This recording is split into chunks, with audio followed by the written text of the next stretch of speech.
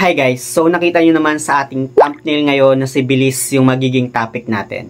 Sa mga Bilis user yan, isa ako sa mga fraud na borrower nitong si Bilis dahil alam naman natin guys no, na sobrang legit niya at as of now guys no, 31,000 na yung credit limit ko sa kanya. Wow! Correction guys, 31,400 na yung total na credit limit ko sa kanya at konting-konti na lang guys na ma-reach ko na yung maximum na credit limit niya na 50,000. But I think guys, no, sinasabi nila na pwede pa daw umabot ng hanggang 100,000 yung credit limit na pinapahiram nitong si Bilis. But anyway guys, no, ang pag-uusapan natin ay itong overdue kay Bilis na kung sakali na na-overdue tayo, nanghaharas ba yung kanyang mga agent. Di kaya kapag early tayo nagbayad sa kanya, nagiging traidor ba itong si Bilis? Well, pag-uusapan natin siya ngayon guys no, dito sa ating topic ngayon. Kaya naman kung interesado ka, keep on watching. Okay, let's go.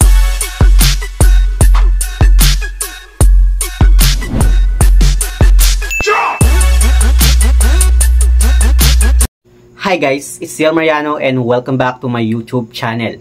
So ang pag-uusapan nga natin ngayon guys no, ay isang legit na loan apps na madadownload lang natin sa Google Play Store. Ito ngang si Bilis. Sa mga hindi nakakaalam guys no, na itong si Bilis ay SEC registered siya and submitting entity siya sa CIC. So kailangan talaga natin at dapat talaga nating alagaan yung account natin dito kay Bilis. Anyway guys no, meron muna akong gustong i-share sa inyo na bago pala ako nagkaroon ng account dito kay Bilis, hindi ko alam na nakapag-apply na pala ako sa kanya kasi nung nirecommend siya guys ng kaibigan ko, tapos nung i-download ko sana siya, naka-download na siya sa cellphone ko, then yung mag-a-apply nga sana ako that time sa kanya, napansin ko guys na meron na pala akong account, nakagawa na pala ako ng account at meron siyang ino-offer sa akin na 4,000. Hindi ko pa siya alam na gamitin yun guys no, and nagtanong-tanong lang din ako sa kakilala ko paano ba gamitin ito kasi may 4,000 na nandoon sa kanyang applications. So yun guys no, in-explain naman siya sa akin ng kaibigan ko na pwede ko nga siyang ma-loan yung 4,000 na yun. So ang gamit ko pa nun guys no is e-wallet dahil hindi ko pa na-unlock yung cash loan niya.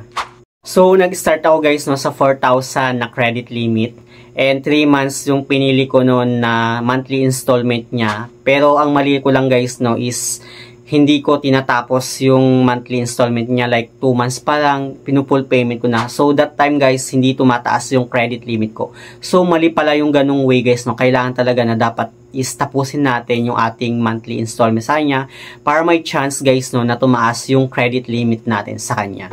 At kung tinapos mo naman yung monthly installment mo sa kanya pero hindi tumaas yung credit limit mo, huwag kang magtatampo sa mga agent ni Bilis dahil hindi po agent ni Bilis ang magde-decide ng pagtaas ng credit limit mo. Opo, ang magde-decide po nun guys no, is yung system ni Bilis. So it means guys no, system generated si Bilis. Kuya Yel, bakit ako sobrang good payer nun ako kay Bilis pero hindi pa rin tumataas yung credit limit ko, na-stuck pa rin sa 500 na credit limit?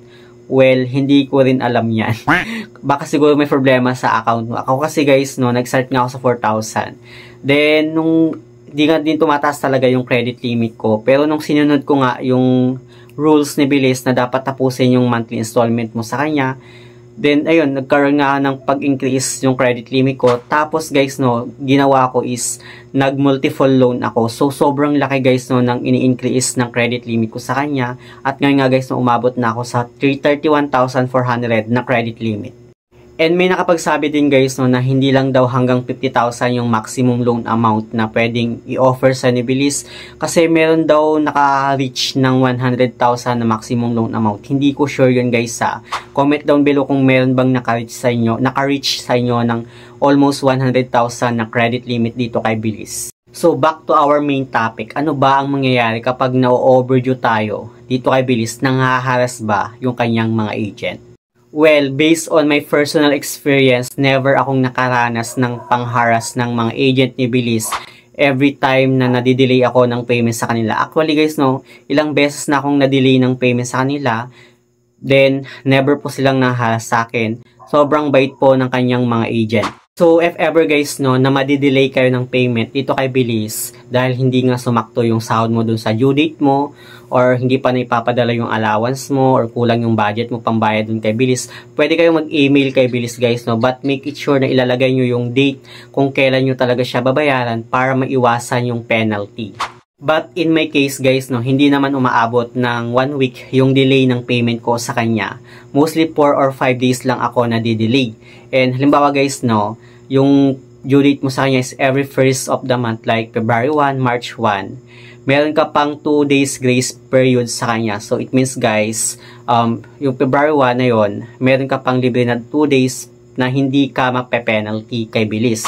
So, bawa umabot na ng February 3, tapos wala ka pang pambayad kay Bilis, pwede ka nang mag-email kay Bilis na kung saan isa-set mo yung date kung kailan mo talaga siya babayaran para hindi ka ma-penalty. So, dito guys, no, ipapakita ko sa inyo yung screen record kung paano ba mag-email dito sa loan application ni Bilis. So, dito nga guys, no, inopen ko nga yung kanyang apps. Then, dito sa baba, makikita natin itong account. Click lang natin to guys. Then, makikita naman natin dito guys, no, yung contact us. So, click lang natin yung contact us guys, no. Then, dito guys, makikita natin yung live chat. So, pwede tayong mag-live chat sa mga agent ni Bilis. But, mostly, ang ginagawa ko talaga guys, no, is nag-i-email ako dito kay Bilis. So, clinic ko yung email address. Then, dito guys, ilalagay natin yung pangalan natin. Then, yung email address. Para kung saan makaka-receive na tayo ng email mula kay Bilis. And, dito guys, sa message, no, ilalagay natin yung reason kung bakit tayo madidelay ng payment. Then, ilalagay natin guys yung date na kung kailan natin siya babayaran. Then, click lang natin guys yung submit. Then, after nun guys, no, pag once na sinabit na natin siya, may ma-receive na tayong email kay Bilis. Then, ilalagay na dito ni Bilis guys, no, lahat ng breakdown ng mga loans natin. So, na kailangan nating bayaran dun sa date na nilagay natin. So, once guys, no, nag-agree nga ako dito kay Bilis. Then, after nun, pag nag-agree ako dito kay Bilis, yun, mako-confirm na guys, no. Tapos, dapat make sure talaga guys, no, nababayaran natin siya dun sa date na mismong nilagay natin. And kapag dumating guys na yung promise date na nilagay ko, wala siyang penalty guys, no. Sobrang bait talaga ng mga agent ni Bilis. Hindi talaga sila naglalagay ng penalty as long as nakikipag-communicate ka sa kanila. Pero konting advice lang guys, wag natin abusuhin yung palaging nadidelay ng payment dito kay Bilis. Baka lately bigla na lang nagka-problema yung account mo, hindi ka na makaloan. So guys, no, make it sure na lagi tayong on time magbayad kay Bilis. Yung delay of payment guys, no, is optional lang naman siya kapag talagang wala ka talagang pambayad dun sa due date na mismong due date mo. And doon naman guys, no, sa early payment dito kay Bilis, nagiging trader ba talaga siya kapag nag-early payment tayo sa kanya? Kasi mostly guys, nakikita ko sa mga user ni Bilis na nag-early payment, tapos pagkabayad guys, no, ina-expect nila na makaka-loan ulit sila dito kay Bilis, pero biglang nagka-problema yung account nila, like nakalock yung e-wallet, pati guys yung cash loan. Hindi ko alam guys, no, kung bakit nangyayari yung ganun, but mostly guys, no, na-try ko na rin mag-early payment kay Bilis, so far hindi pa naman siya nangyayari sa akin. Like, pag once na nag-early payment ako, andun pa din guys yung credit limit ko. Hindi lang, ang problema lang guys, no, hindi siya tumataas. Kasi nga nag-early payment ako sa kanya. And hindi po guys trader itong si Bilis, unlike kay J-Loan na, halimbawa kay J-Loan guys, no, 30,000 yung credit limit mo, tapos pinull payment mo sa kanya, nag-full payment ka na sa kanya. After mong mag-full payment, bigla kanyang binagsak sa 1,000 na credit limit. Ganun po si J-Loan. Pero si Bilis guys, no, kung ano yung loan amount mo sa kanya or yung credit limit mo sa kanya, naka-fix na yun guys, no, nakadepende na lang kay Bilis kung i-increase niya yung credit limit mo. Super guys, no, wala akong masabi dito kay Bilis dahil alam man natin na legit si Bilis. Sobrang bait talaga guys ng kanyang mga agent, hindi nang harass, especially guys kapag nadidelay ka ng payment. Tapos sobrang convenient niyang gamitin, sobrang maaasahan, at talagang aalagaan ko nga itong account ko dito kay Bilis. So yun lang guys, no, yung ating topic ngayon. Mag-aalas 12 na ng madaling araw, nakakahiyan. But anyway guys, sa mga hindi pa pala nakakapag-subscribe sa aking YouTube channel, please don't forget to like, share, and subscribe. Click the notification bell para lagi kang updated sa aking mga susunod na video. Thank you guys, thank you for watching, and see you on my next video. Bye!